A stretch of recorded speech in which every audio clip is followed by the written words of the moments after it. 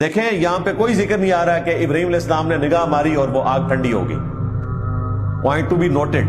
یہ آپ کو بتانا ضروری ہے.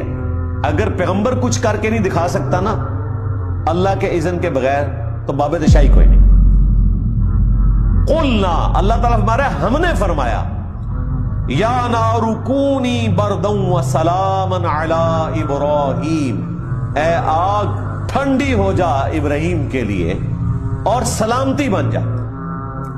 اتنی ٹھنڈی نہ ہو کہ وہ تکلیف میں پڑ جائے، بس اتنی ٹھنڈی ہو کہ وہ اس کی تپش کو محسوس نہ کرے. ٹھنڈی ہو اور سلامتی بن جا ابراہیم علیہ السلام کی. لیکن اس چیز کی تفصیل موجود نہیں ہے کہ وہ کیسے ٹھنڈی ہوئی کہ انہوں نے اپنے رب کی طرف رجوع فرمایا.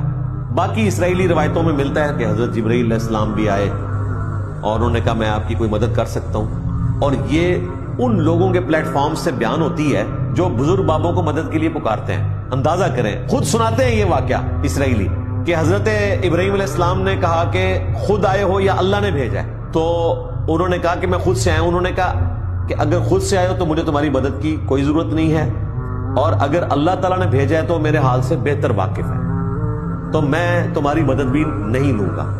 ہمیں یہ واقعہ سنا رہے ہوتے ہیں یہ بتانے کے لیے کہ دیکھو حضرت ابراہیم علیہ السلام نے اس مشکل وقت میں حضرت جبرائیل علیہ السلام سے مدد نہیں مانگی، اللہ سے مدد مانگی ہے. تو تم تو عبدالقادر جیلانی سے مانگتے ہو. بھائی اعلیٰ حضرت ترجمہ کر رہے ہیں ایاک نعبد و ایاک نستعین کا، اے اللہ تجھی کو پوچھیں تجھی سے مدد چاہیں. اور ملفوظات اعلیٰ حضرت میں جب پوچھا جا رہا ہے تو کہتے ہیں کہ میں نے تو ایک ہی در مضبوطی سے پکڑا ہوا ہے، مجھے تو جب بھی کوئی مصیبت آتی ہے تو میں شیخ عبدالقادر جیلانی کو مدد کے لیے پکارتا ہوں. قرآن میں ترجمے میں اللہ کو پکارتا ہوں اور باہر جو ہے قرآن سے نکل کے عبدالقادر جیلانی کو. یہاں پہ دیکھیں حضرت ابراہیم علیہ السلام کے لیے اللہ تعالیٰ نے آگ کو ٹھنڈا کر دیا حسبنا اللہ و نعم الوکیل کی برکت سے.